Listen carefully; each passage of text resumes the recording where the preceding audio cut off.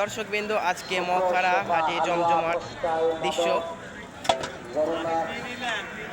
Powder, কালোরিন মাজন, সুগন্ধিযুক্ত নারকেল তেল, হাঁস মুরগি কবুতরের ঔষধ, চুলকানি পচরে ঘাড় ঔষধ, আরো বিভিন্ন আইটেম যারা নেবেন খুচরা পাইকারি আসবেন, আলাপ করবেন।